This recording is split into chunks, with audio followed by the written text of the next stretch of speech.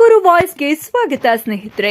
Subscribe ಆಗಿಲ್ಲ ಅಂದ್ರೆ ಈಗಲೇ ಈ ಕೆಳಗೆ ಕಾಣುವ ಸಬ್ಸ್ಕ್ರೈಬ್ ಬಟನ್ಗೆ ಈಗಲೇ ಕ್ಲಿಕ್ ಮಾಡಿ. ನಾವು ಮಾಡುವ ವಿಡಿಯೋಗಳ ನೋಟಿಫಿಕೇಶನ್ಗಾಗಿ ಬೆಲ್ ಐಕಾನ್ ಅನ್ನು ಪ್ರೆಸ್ ಮಾಡೋದನ್ನ ಮರಿಬೇಡಿ. ಕುಡಿಯ ನೀರಿನ ತುಮಕೂರಲ್ಲಿ ಅವ್ಯವಸ್ಥೆ ಆಗಿರೋದು ಕಂಡು ಖುದ್ದು ಬುಗುನಹಳ್ಳಿ ಸಂಗ್ರಹಾಲಯಕ್ಕೆ ನಾವು ಭೇಟಿ ಕೊಟ್ಟಾಗ ಇಲ್ಲಿ ಅನೇಕ ಸಮಸ್ಯೆಗಳು ನಮಗೆ ಕಣ್ಣಿಗೆ ಗೋಚರಿಸಿದ್ದಾವೆ. ಹಾಗೆಯೇ ನಮ್ಮ ರಾಜ್ಯ ಸರ್ಕಾರ ಹಾಗೂ ಜಿಲ್ಲಾಡಳಿತ ಯಾವಾಗಲೂ ಇದರ ಪರವಾಗಿ ನಿಂತಿದೆ, ಜನಗಳ ಪರವಾಗಿ. ತಕ್ಷಣ ಇದಕ್ಕೆ ಸೂಕ್ತ ಕ್ರಮ ತಗೊಂಡು ಇದನ್ನು ಮಾಡಿಕೊಡ್ತೀವಿ ಅಂತೇಳಿ ಈಗಾಗಲೇ ವಾಗ್ದಾನ ಮಾಡಿದ್ದಾರೆ.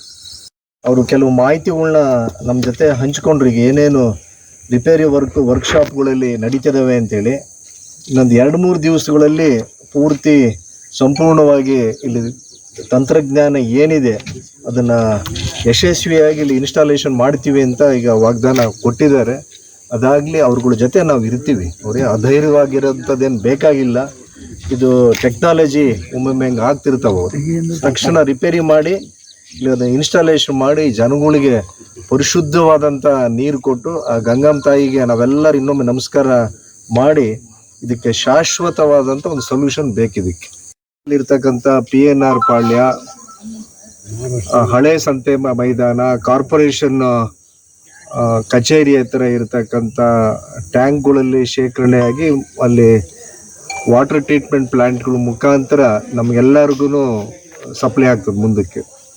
ಇವತ್ತು ಒಂದು 4-5 ದಿವಸಗಳಿಂದ ಇಲ್ಲಿ ಪಂಪಿಂಗ್ ವ್ಯವಸ್ಥೆ ಒಂದು ತಾಂತ್ರಿಕ ದೋಷದಿಂದ ಕೆಟ್ಟು ಹೋಗಿದೆ. ಅದನ್ನು ರಿಪೇರಿ ಮಾಡಲಿಕ್ಕೆ ಅವರು ಇಂಜಿನಿಯರ್ಸ್ಗಳೆಲ್ಲ ಶ್ರಮ ಹಾಕ್ತಿದ್ದಾರೆ. ಹಲವಾರು ಊಹಾಪೋಹಗಳಿಗೆ ನಾವು ಕಿವಿ ಕೊಡದಲ್ಲೇ ಇಲ್ಲೇ ಬಂದು ಯಾವ ಥರ ವ್ಯವಸ್ಥೆ ಇದೆ, ಏನು ಮಾಡ್ತಿದ್ದಾರೆ ಅಂತೇಳಿ ಇಲ್ಲೇ ನೋಡಲಿಕ್ಕೆ ನಮ್ಮ ತುಮಕೂರು ನಗರದ ಎಲ್ಲ ಹಿರಿಯ ನಾಗರಿಕರೆಲ್ಲರೂ ಇಲ್ಲಿಗೆ ಆಗಮಿಸಿದ್ವಿ. ಇಲ್ಲಿ ನೋಡಿದ್ವಿ, ಎಲ್ಲ ಇಂಜಿನಿಯರ್ಗಳು ಇಲ್ಲೇ ಇದ್ದಾರೆ. ಅದು ಎಲ್ಲಿ ವರ್ಕ್ಶಾಪಲ್ಲಿ ಏನೇನು ರಿಪೇರಿ ನಡೀತಿದೆ ಅಂತೆಲ್ಲ ನಮಗೆ ವಿವರಣೆ ಕೊಟ್ಟಿದ್ದಾರೆ. ನಮಗಿರ್ತಕ್ಕಂಥ ಕಾಳಜಿ ಇನ್ನೊಂದು 2-3 ದಿವಸಗಳಲ್ಲಿ ಸಂಪೂರ್ಣವಾದಂಥ ದುರಸ್ತಿ ಮಾಡಿ ಜನಗಳಿಗೆ ಕುಡಿಯೋ ನೀರಿನ ವ್ಯವಸ್ಥೆ ಮಾಡಿಕೊಡ್ತೀವಿ ಅಂತ ಹೇಳಿದ್ದಾರೆ. ಈಗಾಗಲೇ ನಗರದಲ್ಲಿ ಇರ್ತಕ್ಕಂಥ 631 ರಿಗ್ಗಳು ಮುಖಾಂತರ ನಮಗೆ ನೀರಿನ ಸಪ್ಲೈಗೆ ಆಲ್ಟರ್ನೇಟಿವ್ ವ್ಯವಸ್ಥೆನ ಮಾಡಿಕೊಟ್ಟಿದ್ದಾರೆ.